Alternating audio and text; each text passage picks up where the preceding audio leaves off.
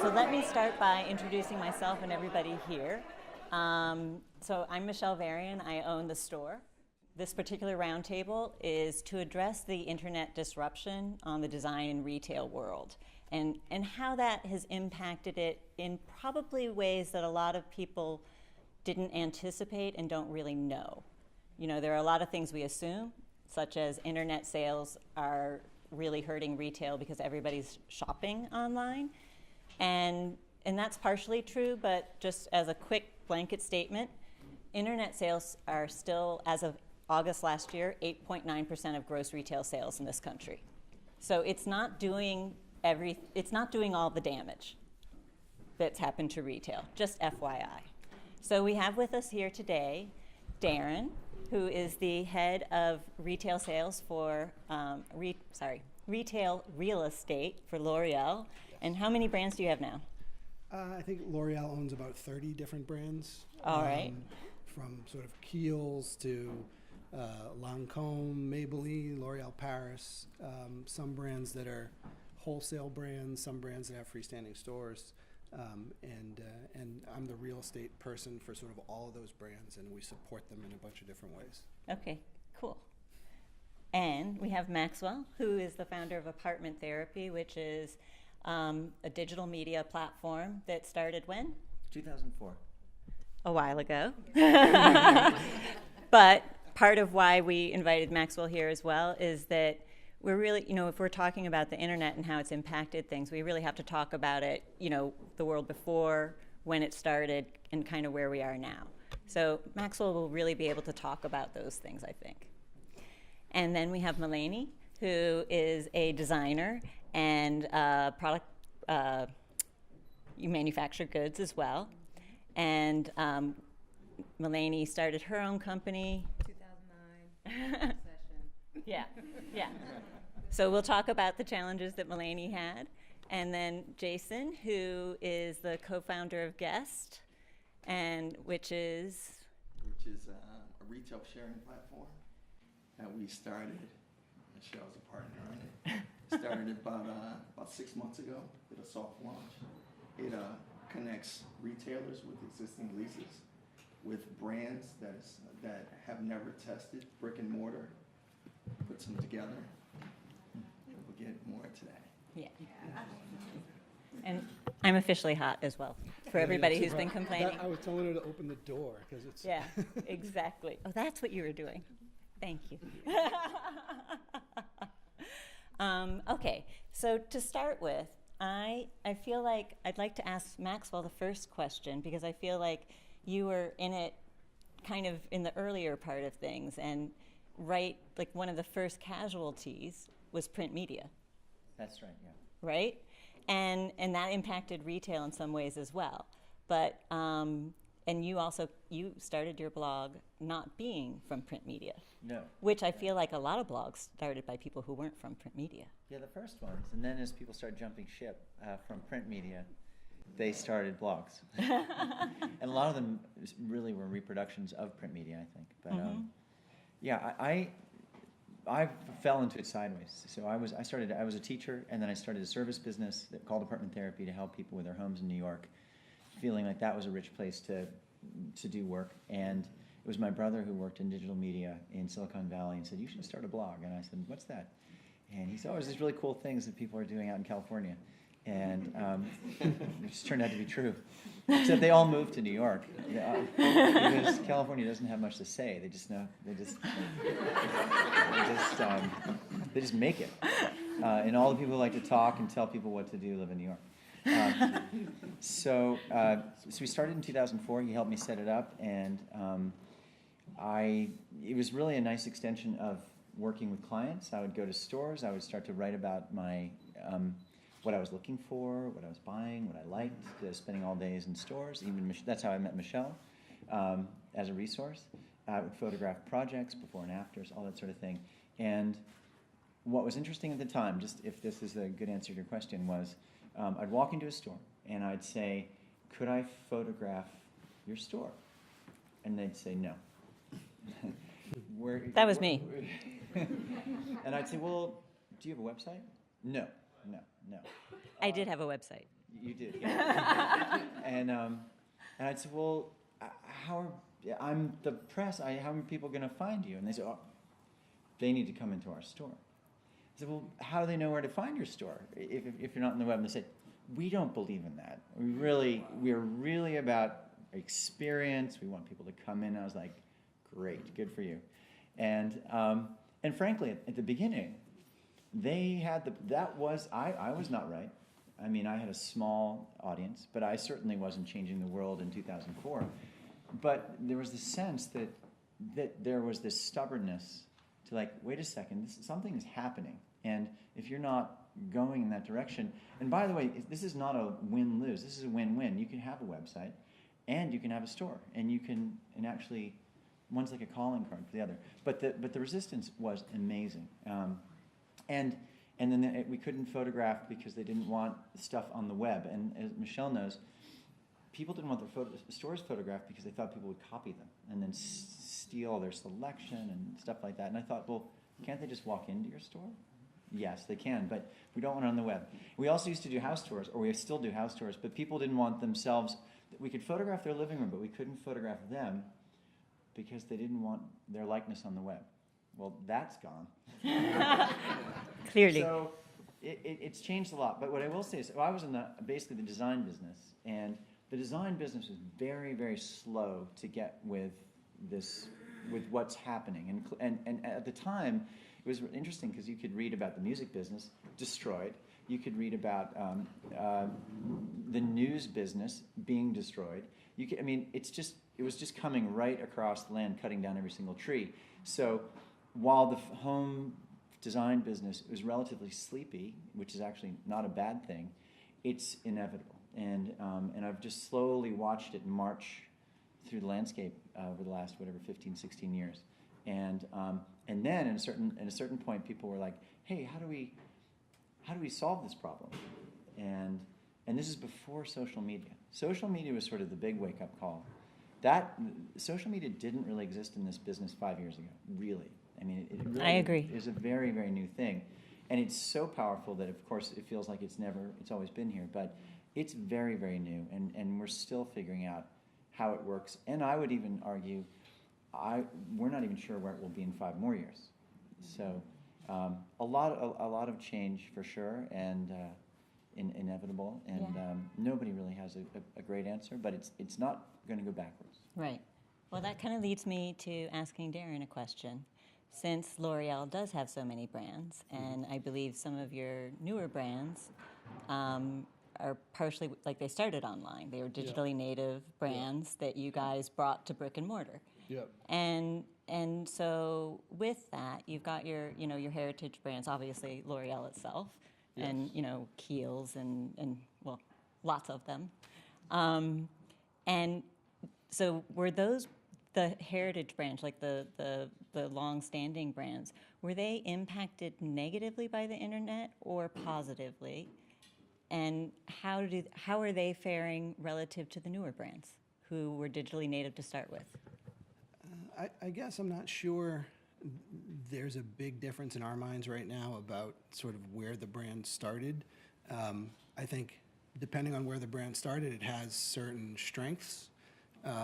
But what's, I think, interesting about what's happening right now is everybody kind of understands that regardless of whether you were an internet brand or you started off as a brick and mortar brand, everybody is coming back to brick and mortar, like from some direction. Even Amazon.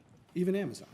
And Amazon is a great example, with Amazon Books, slated to open 50-ish doors in 2018. I don't think they'll do that many, but they understand. And if you talk to the people at Amazon, I was surprised to learn that they're actually doing it to sell books.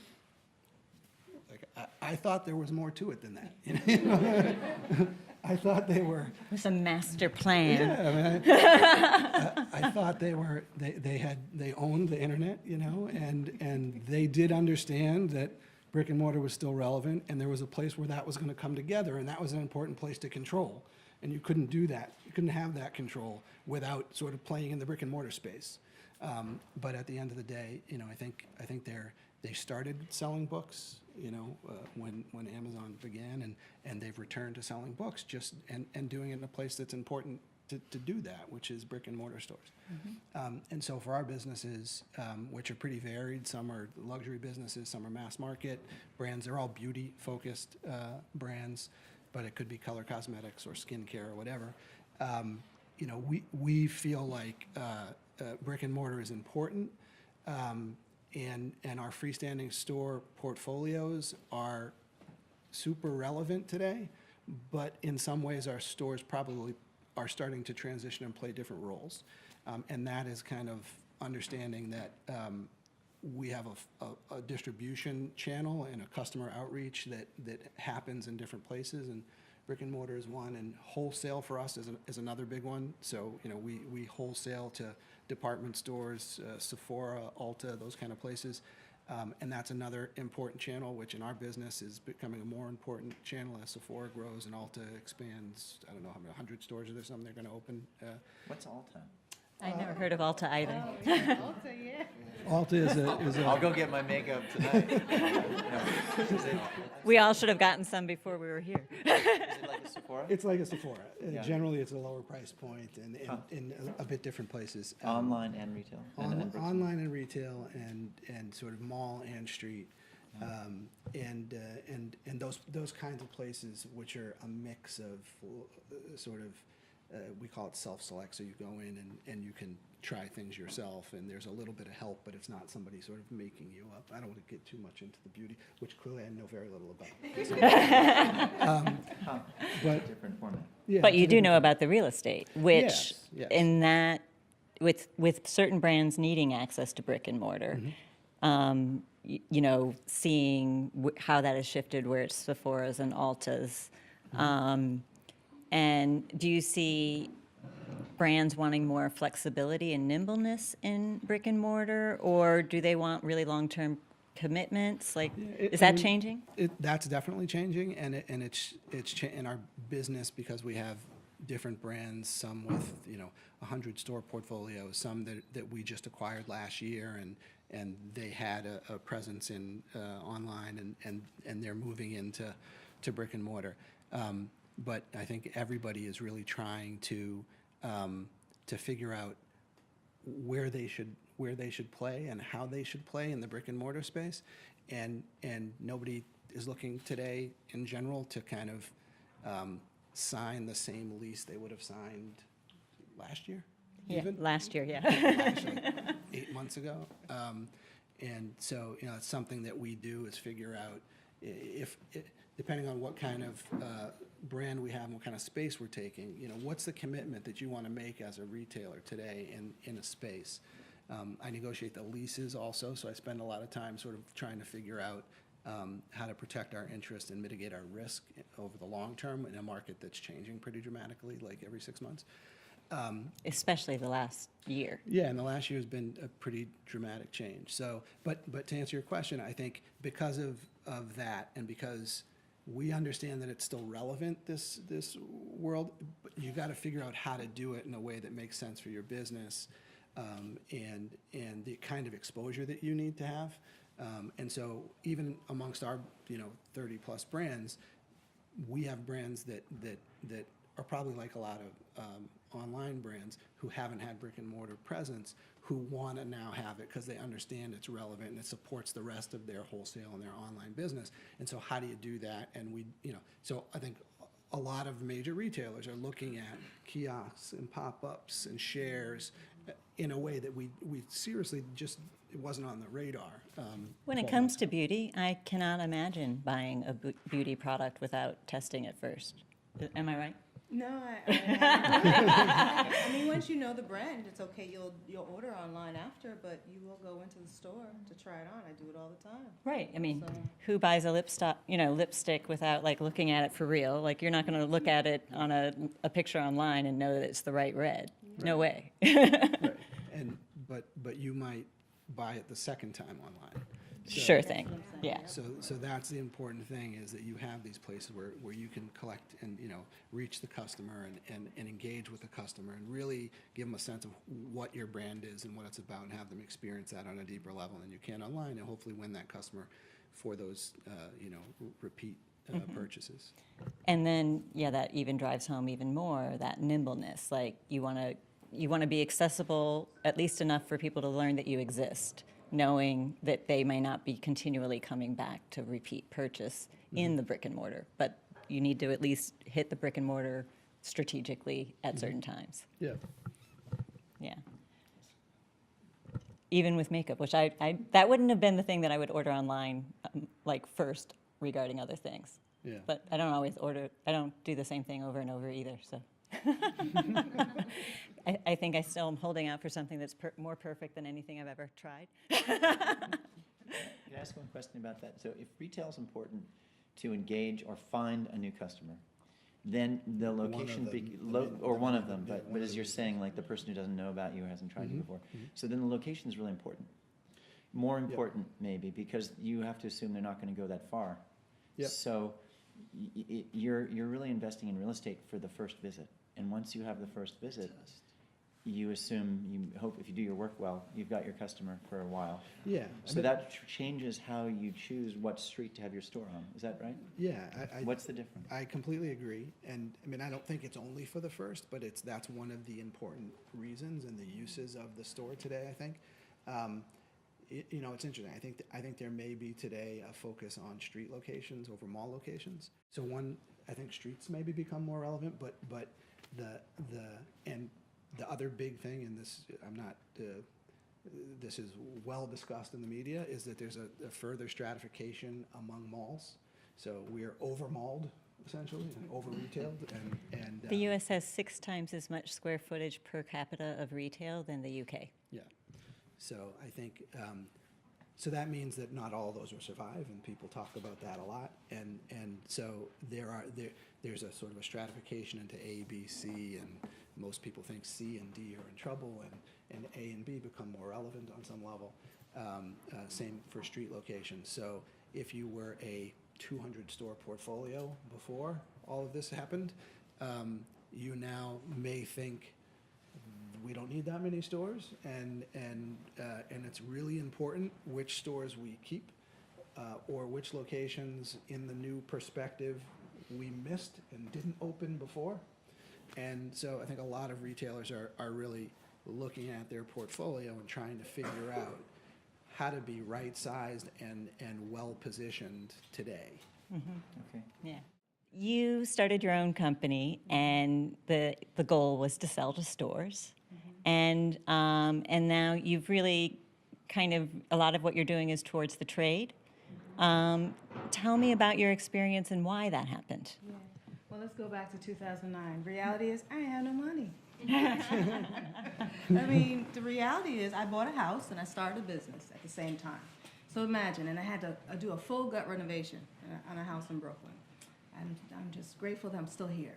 So it was a matter of, the idea was, in a perfect world, was to have a store, create the experience. And it was asked by many. But as a designer, independent designer like myself, that required inventory, which required a higher investment in product. And so I had to think, I want to create, and like most designers, we want to create, we want to make, so what business model is going to fit where we are financially? And the made-to-order model fit. And I realized that I would not be able to compete with the retail because my price point would be too high because I'm on this made-to-order. So then I had to focus on who was going to be able to afford that and buy it, and it was the trade, because they're the ones who were ordering custom.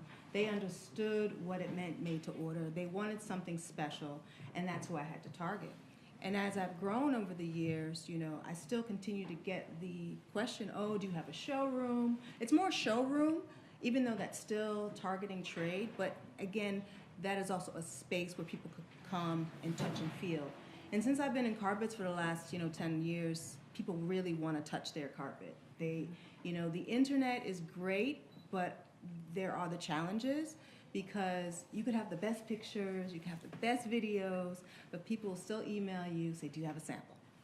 And so that is part of the challenge. But on the other hand, the internet has allowed young, smaller designers like myself to create a brand, to create a presence, and also have an e-commerce store where we are able to, at least in our own way, to have an attempt to having a retail store.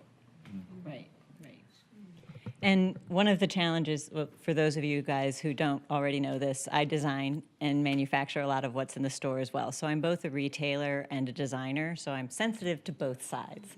And how do you find, I struggle with the fact that, you know, we have our website, which is comprehensive. It's a lot of work to maintain a really comprehensive website. It's a lot of work. That I'm kind of okay with. The social media is the one that is like really kind of irritates me because it really is like a whole other new job. Like I already have 5 jobs, you know, and now that's this new thing. But because you're not in brick and mortar, that avenue is really important, yeah? The social media avenue for someone like myself is the main marketing tool for us because it allows us to connect directly with our client. We don't have to deal with anybody in between. And we could post something tonight and say, hey, it's available, and they could go to the website and buy it right then and there. And so because we know the power of safe, I'm an Instagram person, so you know that's my platform of choice. Because I know how powerful Instagram is for marketing my business, I have to do it every day. You know, I have a plan, and the thing is, but you have to have the proper tools in place. I use Panelists to plan all my posts, so nothing is instant anymore. Yeah, Instagram is quite a misnomer now. Planoly. It's a tool to plan your posts, and there are a bunch of them out there. There's Later, there's Plan, but the key is understanding how the whole social works. How are you going to make it easy for yourself? So I plan the post like a week in advance, sometimes, you know, a few days in advance. I already have stuff planned. You guys will see it later on this week if you follow me. But that is the key. And then also, you know, learning that Insta Stories is even more powerful than your feed. And understanding how to use that because more people are looking at your Insta Stories than your actual feed. Because those get pushed. Yes. And so you have to know, again, for a designer like myself, it's important. I have to do it every day or else, because think about it, the editors are on the social. I've been contacted numerous times for press pieces. How did you find me? Oh, I follow you on Instagram. You know, it's no longer Facebook. When I first started, it was Facebook. Oh, how did you find me? So this tells a designer like myself, like, okay, I better make sure that I have a lot of my things in order, like my press pictures, my bio, make sure that my feed is consistent with my brand, you know, what's my message, what's the bio on my Instagram, make sure that's up to date, what links do I have to make? So it's a constant thing. And we have to also remember that it's free. You know, I mean, granted, you could pay for ads on Instagram, but the reality is it's a free platform for us. A lot of time, though. And, you know, you have to schedule it in. Yeah. Yeah. Yeah, it's a lot of work. See, this is the thing. This is the thing. I look at, you know, I call IG like it's my friend. I look at IG as a play tool. I like to take pictures. I really enjoy that part. And so it's just a way for me to show my work and show what's going on. And because I know the purpose of why I'm on there, and it's not just the, you know, the business, I really generally want to encourage people and inspire people that they could do what I'm doing, meaning be an artist, be creative, or just do whatever it is that you want to do in your life. So why not use the platform to get the word out? And so, you know, so we don't have to make it as difficult. We can make it as difficult as we want it to be. If you post once a day, that's your thing. Just do it before you get up, before you work out, before your cup of coffee, whatever your routine is for the day. And just say, hey, I posted, I'm done. Or maybe it's in the evening. But I do twice a day. Jason's not on any media, by the way. Our friend Jay can't do any of that, right? Don't worry, I'm going to help you out. I'm like, wow, that was so much. Tutorial over here. Yeah, we're going to have a meeting later. Malene's going to enlighten us all, improve our work habits. Don't post every picture. That's like a no-no. Every picture is not IG worthy. Okay. Wow. Sadly true, yeah. So that brings me, so Jay and I started a platform together called Guesst, and I just want to bring Jay into the loop, even though he kind of comes later in the conversation, because it's really like we're talking about where everything has been and what's happened, where it's brought us to, et cetera. And I kind of wanted to talk to Malene as well about the fact that, access to retail stores has become a problem for small brands. Yes, they're on Instagram, but they can't access brick and mortar because, and as a brick and mortar store owner, we have become showrooms for people to discover what they like and then to go home, think about it some more, maybe think about it for a week or more, and then maybe they'll decide to buy it. And then chances are, and it's human nature, and it comes from a place of kindness even, not with everybody, some people just want the best deal possible, but some people really feel that if they buy it directly from the artist, the designer, the manufacturer, the fabricator, that they're supporting them more because that means they receive the entire sale. And that does make sense. However, if they're in no stores, no one ever gets the experience of touching their product. And a lot of people don't get discovered because making enough noise on the internet to be discovered takes a lot of time and/or a lot of money. So how do we keep small brands alive and able to emerge and do their thing and become the next best thing, hopefully? Or if not that, just live the dream and have their own businesses. How do we do that? We kind of, old paradigm, where it was like, when I started, I opened my store at the end of 2001. Because of 9/11, I thought, they canceled all the trade shows. I'll just open my own store. I had just gotten a big check from Neiman Marcus, who's based in Texas. So they weren't coming to New York. And I was like, I'll just open my own store. And halfway between my apartment and my now husband's apartment was a tiny little storefront that used to belong to my courier, who went out of business almost as soon as 9/11 happened. But they were really good to me. They used to hold packages for me because they were just around the corner, stuff like that. It was nice. So I was like, okay, this feels good. I'm opening my own store. It was like that. 2 weeks later, I opened, and and that turned into this.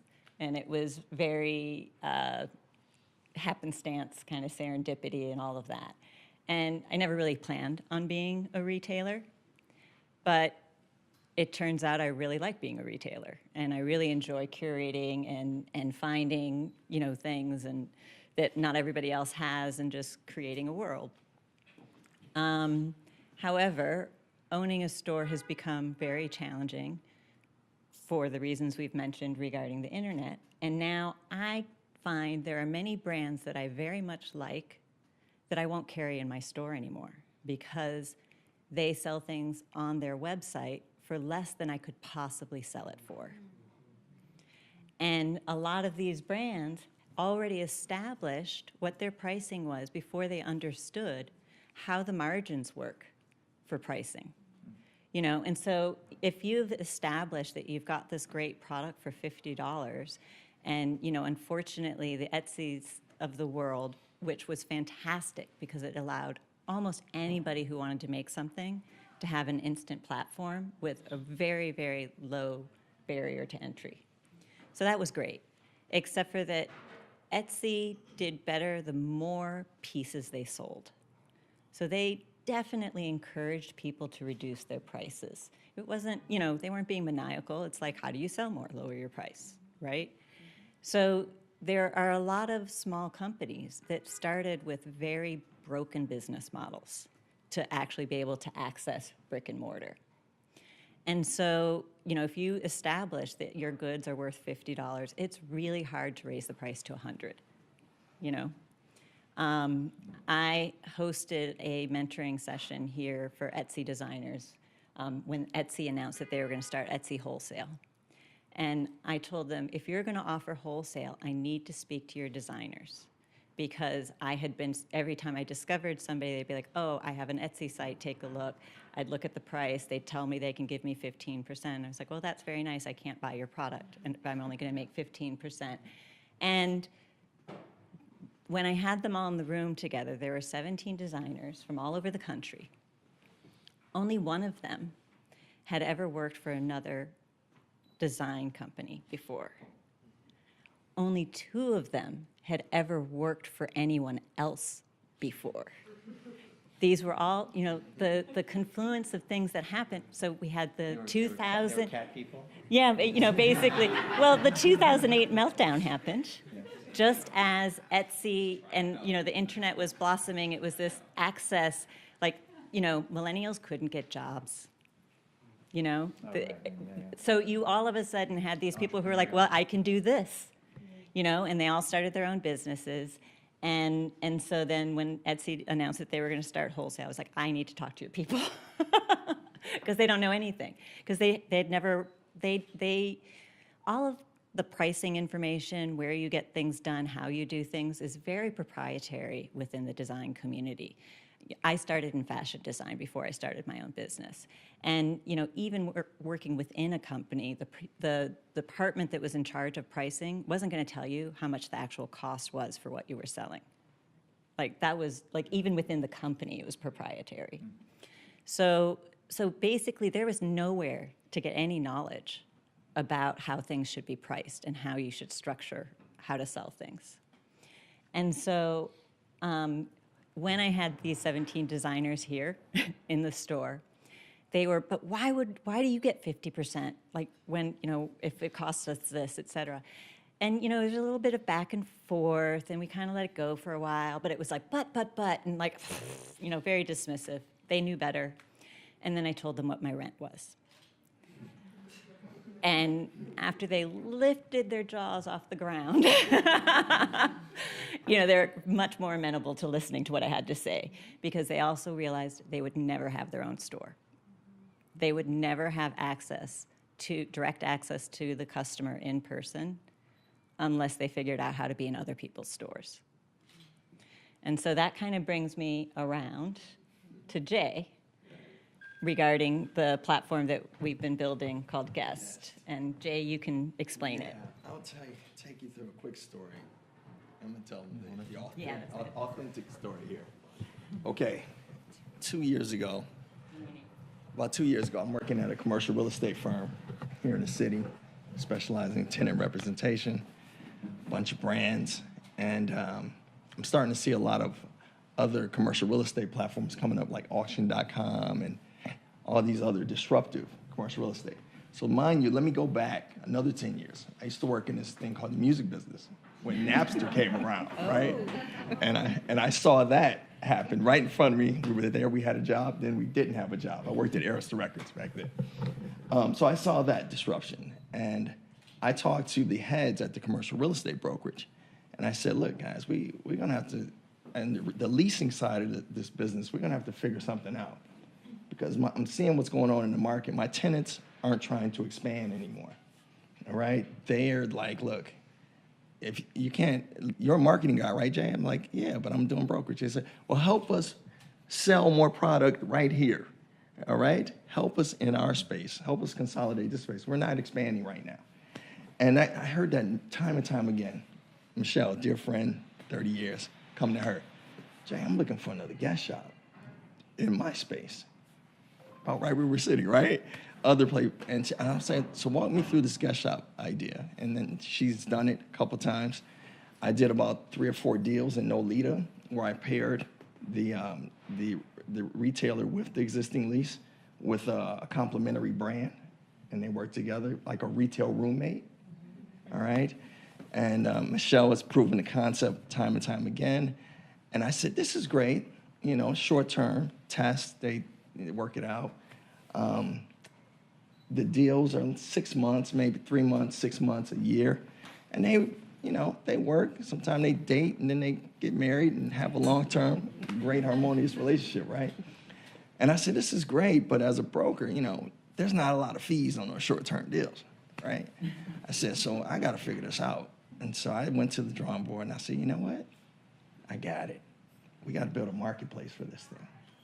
A marketplace where we can become retail matchmakers for existing retailers that wish to lower their rents and increase their revenues by bringing in a complementary brand. And they'll do a license, not a lease. They'll do a license for space. So sort of like Airbnb for retail, a lot of people say it, or I don't want to say the millennial word is like Tinder for retail, but but I mean, and so that's what Guesst is, guys. And that's where we are now and building some traction. You'll start hearing more about this term called pop shares, we're calling it. Instead of pop-up, it's a pop share, where they can come together and meet each other, test it. If it works, keep going. You'll also read about Macy's is doing it. A bunch of other places are actually doing it now. Roosevelt, Phil, Edit. Who else, Michelle, is doing it that we know of? Beta, Bulletin. There are lots of different iterations. Right. And part of why, when Jason told me about what he was doing, and we'd already worked on some projects together, separate projects. We did Detroit Built together. We work great together. We grew up together. It's easy. And you know, we Detroiters are scrappy problem solvers. You know, nothing was being handed to us, so you just had to figure stuff out, and it's just kind of the way we're made. Oh, We've been conditioned. I left the brokerage firm. Yeah. And so Jay, you know, started working on this, and I was like, well, this is great if we can, you know, find the brands. Like, it's not just about listing the spaces, because if you've got a retail store, in order for it to maintain its integrity, the retail host needs to be able to select who's going to be in their store. And by creating a marketplace where it's not just a marketplace that lists spaces, we list brands. And so the brands will be able to onboard their products for the retailers to look at. It'll have a Tinder element to it so that you can only talk to each other if you both like each other, you know? So you won't get harassed, because that was part of the issue that I have here. You know, there are so few stores like mine left in the city that carry other people's work and, you know, really tries to curate an experience. That, you know, for every 10 people who inquire, you know, you kind of have to politely say thank you, but no, you know, good luck. It's beautiful, but not for us, you know. You can only do that so many times and have a productive day. So, so having it be, you know, facing both ways was a big part of it. And as well as all of these brands that are online only, that are, you know, digitally native, you know, find they can't get into brick and mortar because they've compromised that relationship by not having the margins that are necessary, et cetera. So the platform will also allow the brands, basically, the phase 2 will allow the brand to be able to track the sales in real time, as well as, because it's a licensing agreement, the bulk of the sales goes directly to the brand, back to the brand. So, you know, it's very much a marketing kind of channel. They can do it for as long as they want, but this is the way we figured allows brands to have access to retail in a financially doable way. You know, they can go into specific places, they can test the market. If it doesn't work, they move on. Or they just needed to do it to introduce their product, you know, in a certain place. And then they could do one city, you know, 1 week and then move to another. And something like what Darin said earlier, this really works for, I have a strategic marketing company as well, and this really works for like those heritage brands that kind of need this new facelift, you know, so they would pair with, I don't know, Dollar Shave Club would come into some, you know, some Brioni or something, you know, make into these heritage brands, because they're looking for a way to do new marketing and get new customers in their stores as well. So it works for both parties. So can I ask a question? So for a designer like myself and for any other designers who are independent, I want to know the process. So for example, I want to do retail and I find a space on your site, and it's a monthly rent that I pay. And do I have to provide staff, or is the staff in the store going to sell for me? What do I need to provide? the option. Inventory? So how does that all work? Good question. Well, that's all built into the platform. Some people who want to make a bigger commitment may want to provide the sales staff. You know, if somebody's taking over a relatively large portion of a store and they're making a big commitment and they want to make a big splash and they want their own people, or they want to be there themselves to tell the story. You know, there's that option. But for the most part, we're really looking at how to make it accessible to people who really just couldn't do it otherwise. So, you know, you might, if you only have a few products to sell and you don't need a whole lot of space, you can work out an arrangement that, you know, the idea is the retailer wants you too. You know, it's a synchronistic relationship, you know? And so, and Why then, does the retailer want you? well, because she's going to pay to be in the store, But if she's paying a low amount, is it still, you mentioned in the beginning that she wouldn't have access to the retail store because the rent's too high. This is a portion of the store, but the rent's still the rent. well, now she can keep her prices the way she has structured her prices, which I would not buy her product for my store because I couldn't make the margin I need to make. Do you But- make enough off the extra, the rent? So you have a little extra space that you're willing to share at a discount, Right. but not. So she's paying a fee, one, because now she's taking on the risk. You know, the traditional way, the retailer takes all of the risk. They buy the product up front, they pay the rent, they hire the staff, they pay the insurance, they get the garbage collected, they do everything, right? Now, the brand is buying in to the actual transaction.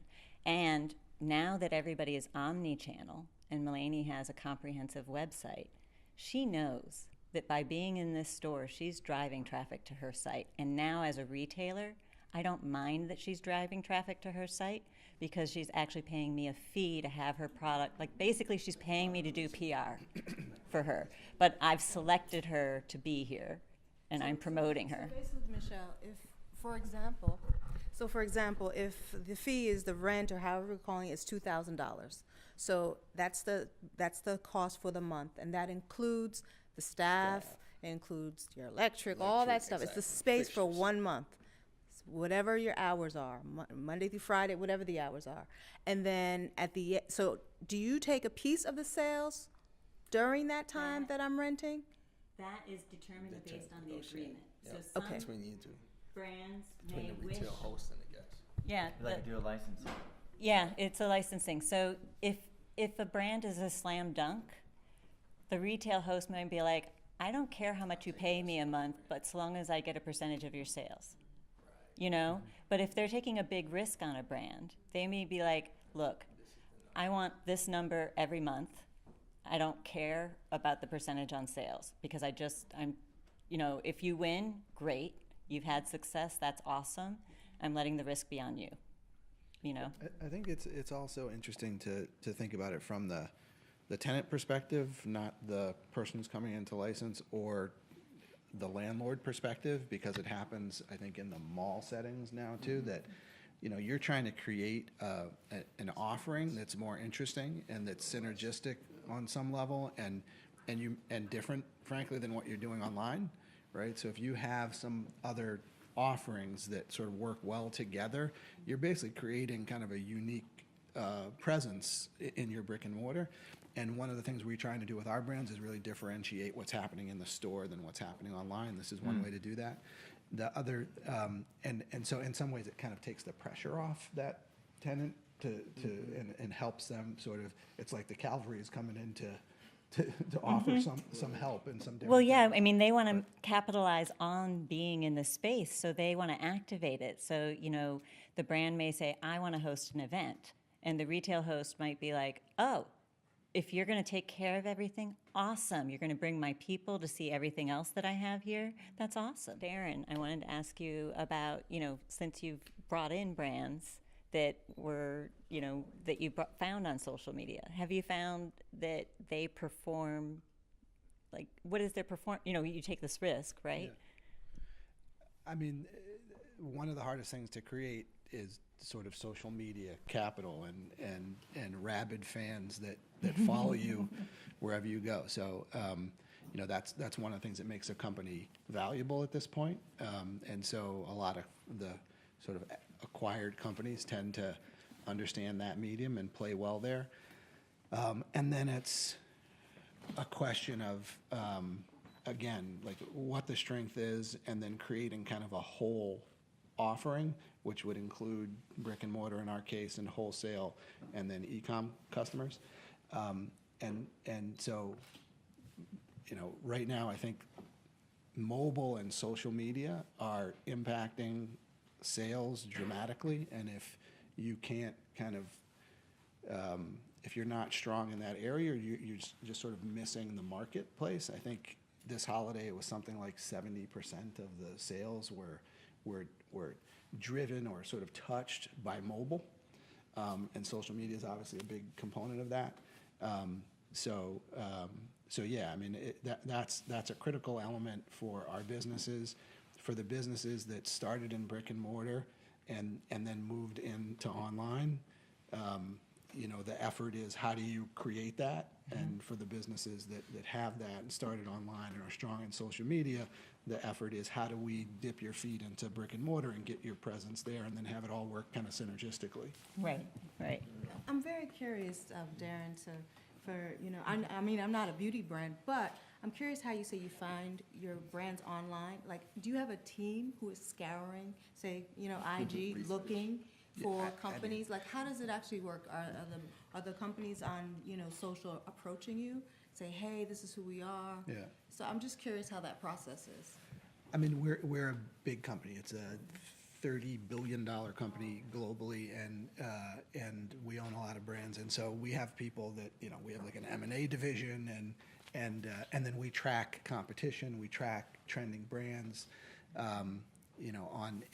In our group, we are the sort of retail office, and so we track what's trending in retail and beauty, and with all of those people looking and understanding how the market is moving and changing, brands get hot.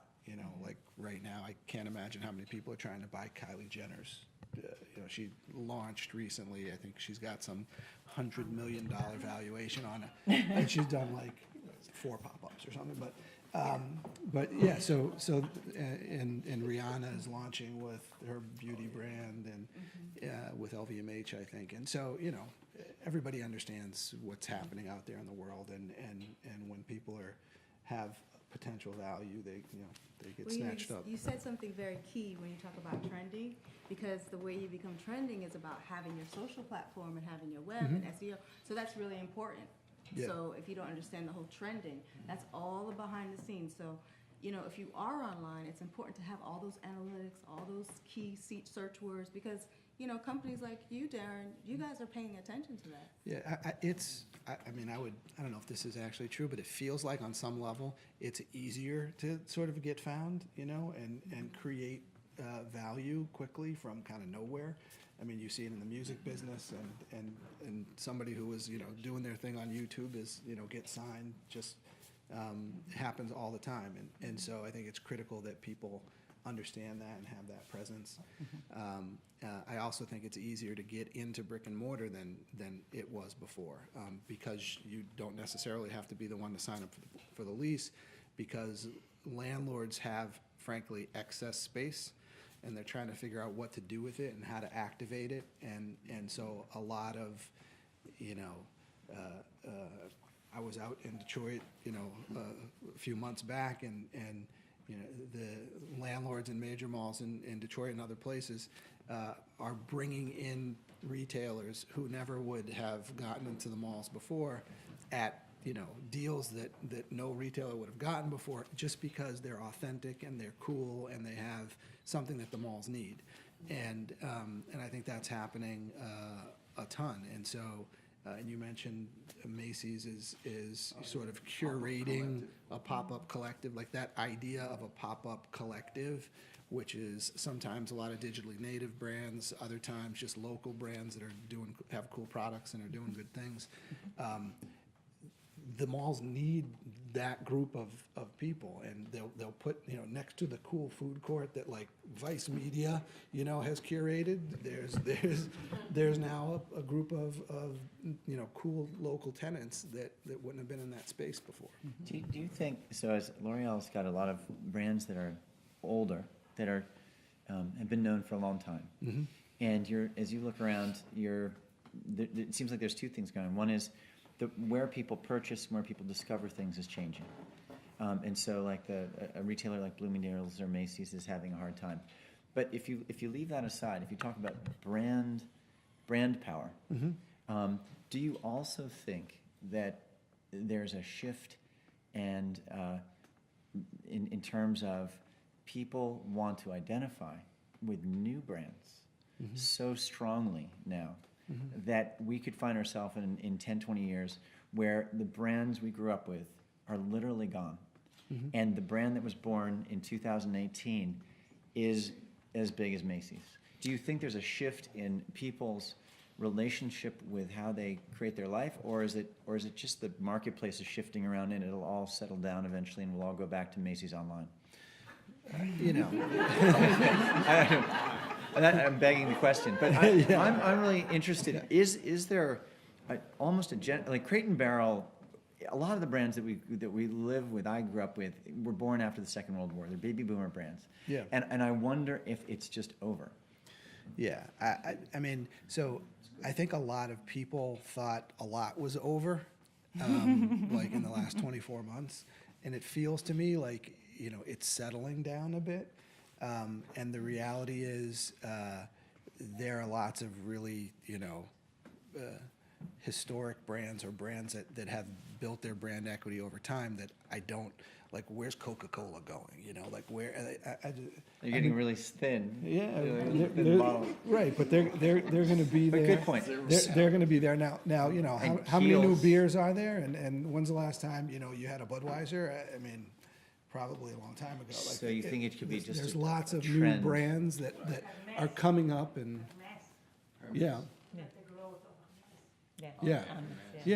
So I think it's the short answer is tons of old brands are going to go away, and tons of new brands are going to come and become dominant real brands. And the cycle will be faster now because everything's faster now.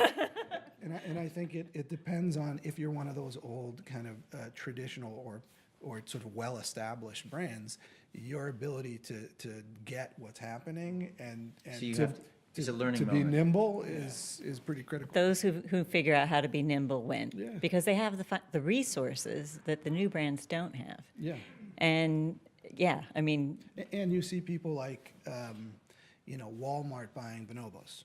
Right, so like, how do you become nimble? Is like acquire those that are as quickly as you buy them. Yeah. Does anybody have a question that relevant? Yeah, Judy. I have one question because I always once in a while I think about pop-ups, but the thing that I find with a pop-up is, and I don't know if you address this on your site, is you really have to have, or maybe this is something of the past, you really have to have some great marketing behind where you're going. You can't just, like, a lot of people have this idea that they can just set up a pop-up and like everyone's gonna just like go there. No, like, you're right. There's, maybe you have to spend months sort of promoting the idea that you're gonna be in this spot. And that's the risky, scary part. Yeah, no, for me, that's the because- pop-up. Are you saying that's one of the reasons we created shop shares and pop shares. It's because of the price points. Majority of the brands out there, they can't afford a standalone pop-up. It's gonna be minimum 50, 100,000, you have to activate it. To activate that is a whole suite of services and staff, right? So is that what you're referring to? Well, The marketing costs and the, How does she get the How do you people get to the the people store? there?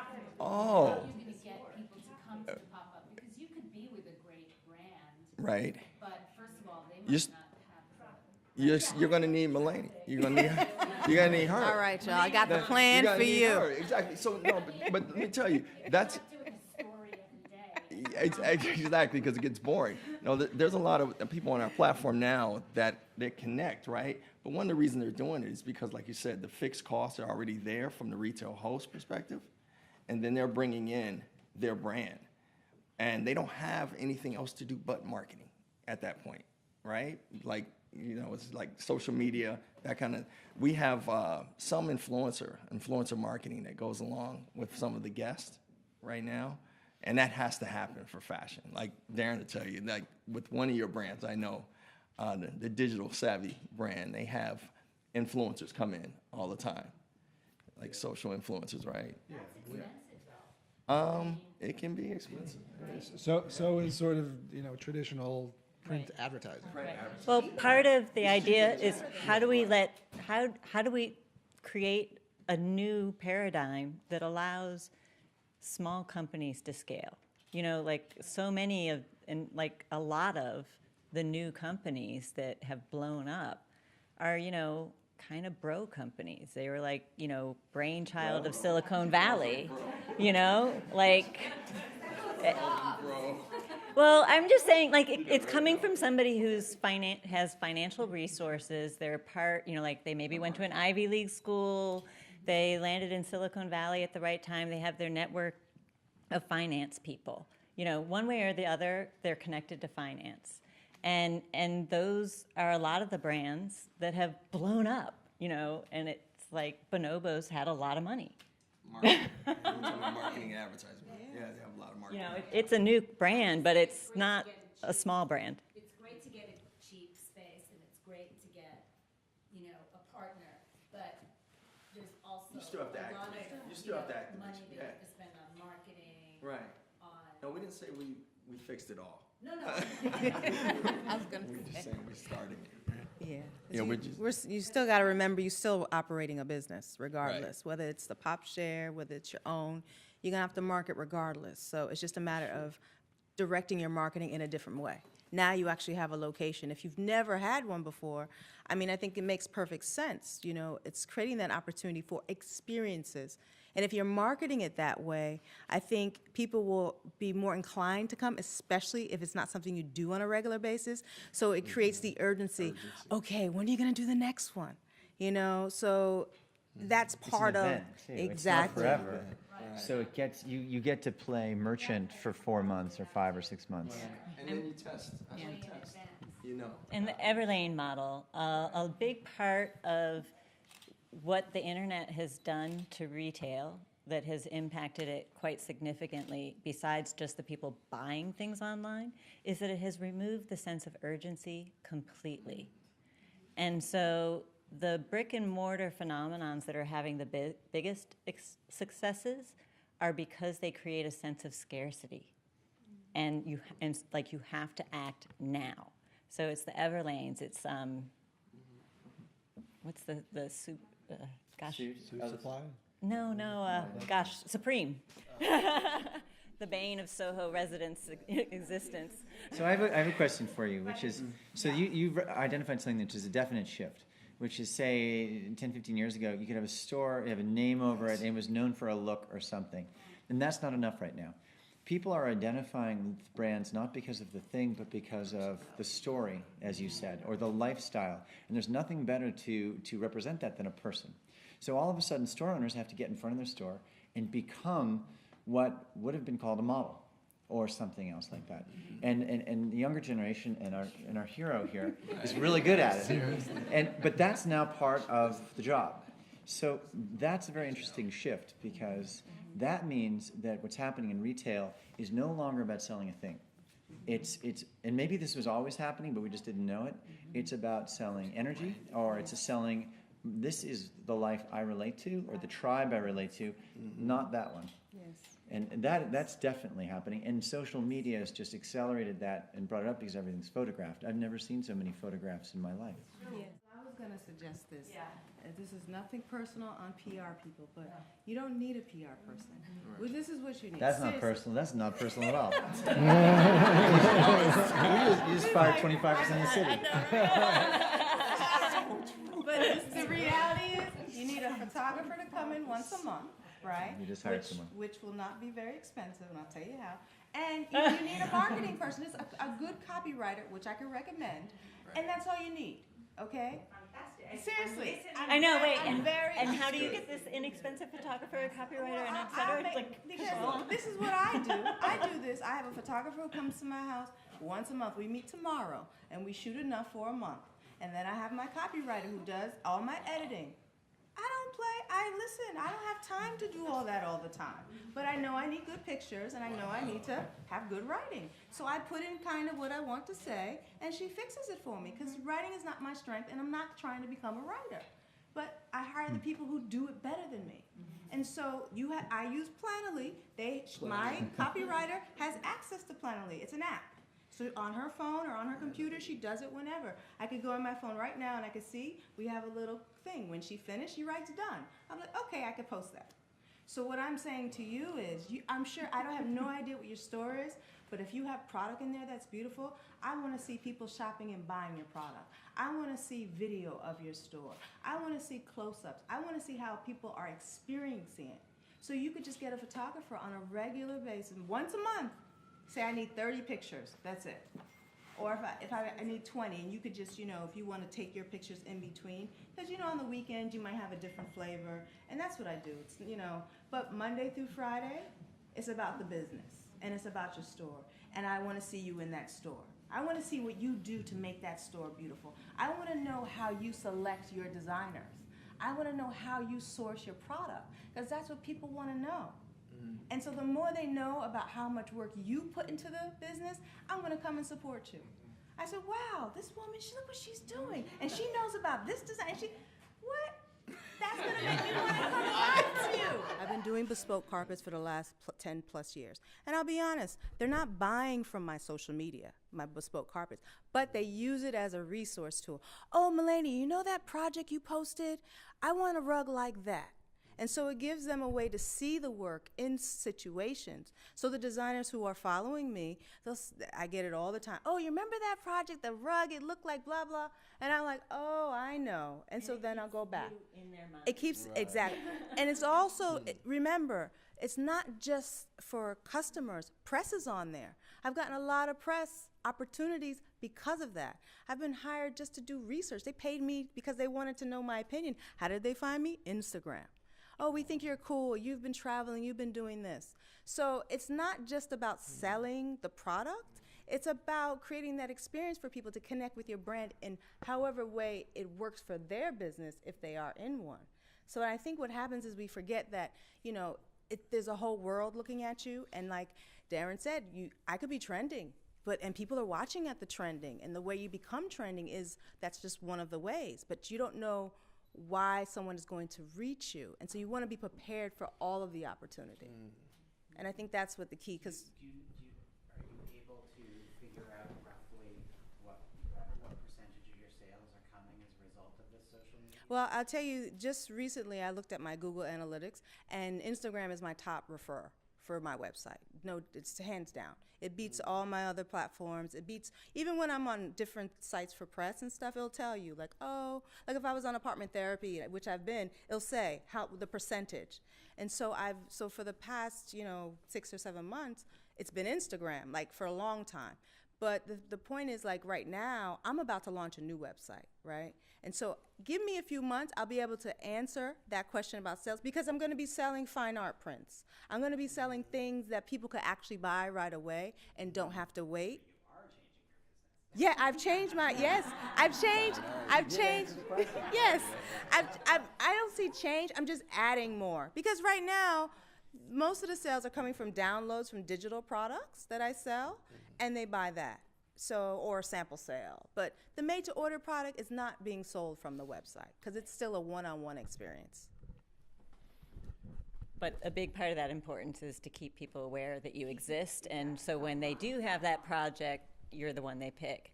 And then Maxwell, so because apartment therapy, the world and the way apartment therapy operates in that world has changed radically since you started, as far as the social media impact, the fact that just so much more is happening online.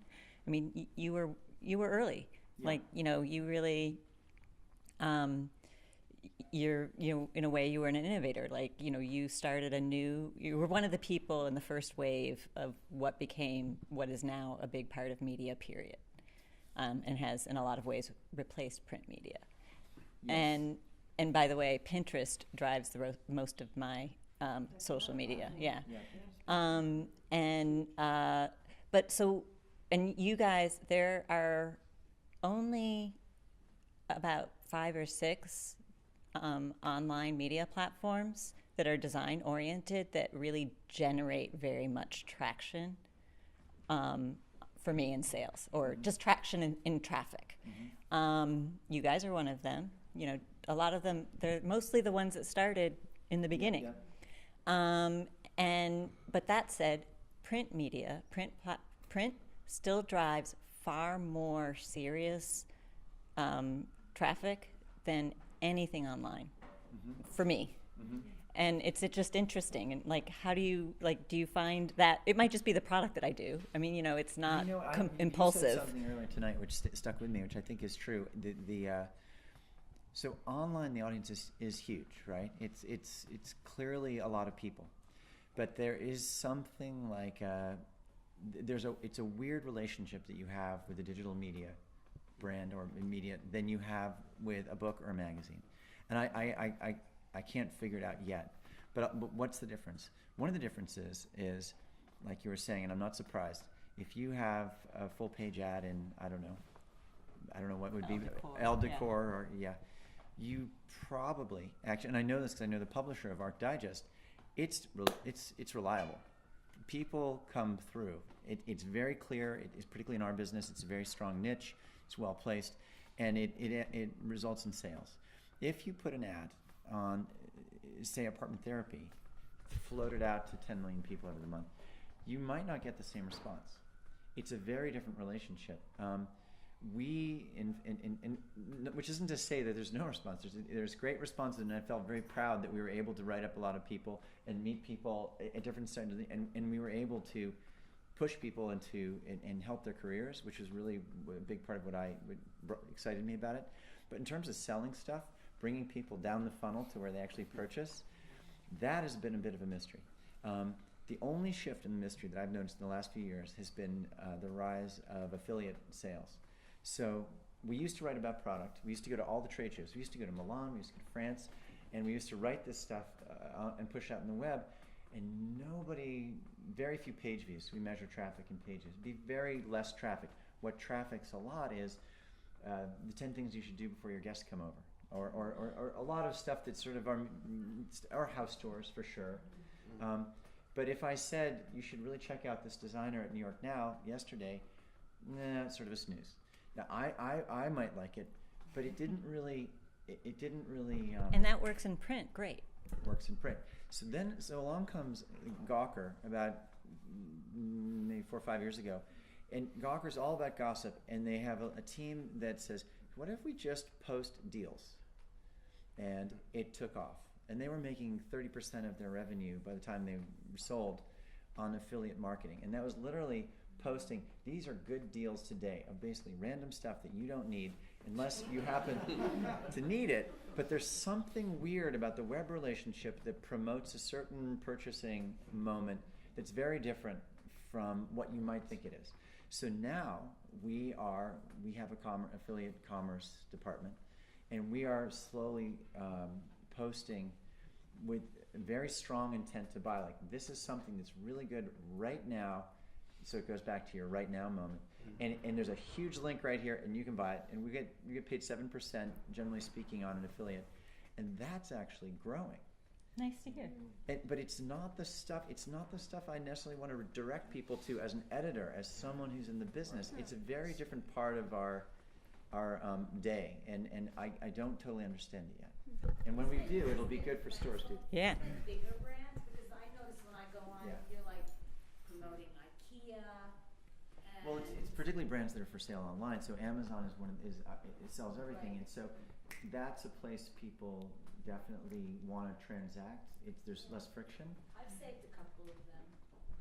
Okay. Yeah. Best 10 things So we have one more question. Yeah. Go ahead. fabulous and chic, and yeah, they were good. Okay, this is the last question, so go ahead. When I was growing up, you used to kind of move around and explore different things. That's how you found what you were into, right? Through mobility and like that moment of presence. Obviously, we're in a city where it's sped up. You can see a lot more. The internet just brought forth like just a of like every fucking there's no editing online. or like be a part of. And I'm a designer and I'm in the service business. I do like a garden for you. There's a brick and mortar nursery that you can go to, and there are these things, and you can send somebody else to go do it for you, like that, generally, or you could do it yourself. But like since the internet, we're talking about market disruptors. With that amount of volume and that amount of information out there, like no matter what I design, like I can relocate it to a service business from a product sensibility or brick and mortar and this and that. Like we do products and we do stuff, but I don't even know if I even care if we sell them sometimes, because you can see that same thing. You can just see it. The market disruptors like are killing the soul of a design, because you're not fucking original. You never were. You see it all the time, and you're talking about, what you are. You don't want a PR because you like PR. You like that version of, and you're good at it. But like everything's so sped up, where like does brick and mortar ever see a point where we have this conversation, and maybe the younger generation, they see so much, they're buying it. There is some desensitizing that's happened. Talk about everything's just shorter and faster, And so the idea to even see an idea through without passing it off, is the big brand like? I think there's a reaction to that. Psychology of the now and the fast pace and just how it just keeps going. Yeah, And we have a lot of handmade maker movement, and I think it's a direct reaction to the desensitization of the digital. Authenticity is kind of the reaction to that, and I think the people who bought into fast fashion and that lack of creativity understand that it's created environments that people don't respond to, and so they're trying to bring that back in, and so that's why I think you see a lot of that movement of responding to that vomit thing that you just did. What's the opposite? There's so many outtakes that I want to make sure we capture. The internet. I mean, people get it, and it's not it's not exciting. So let's go out and find the good market stuff. disruptor is a format where you go to Pinterest and we make an object and we put it in there and we think we're special, and 100 other ones with the same patina just pop up, and you're just like, fuck it. My husband and I had a similar conversation just last night.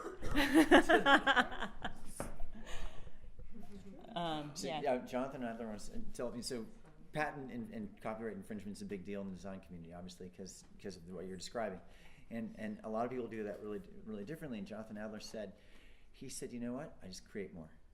Yeah. I just don't stop. Keep being more. Just keep going. Like the disruptor of the machine. Yeah, be original. Just keep being original. Yeah, they'll copy it, but next tomorrow you'll have something else. Yeah. So. Can't copy my brain. All right, y'all. So I think we're wrapping it up because, I think we covered a lot of territory. And we're hanging out for a little while so that you guys can ask questions one-on-one or whatever, and definitely talk to each other. We're here. There's Prosecco and Pellegrino and a little bit of bread and cheese.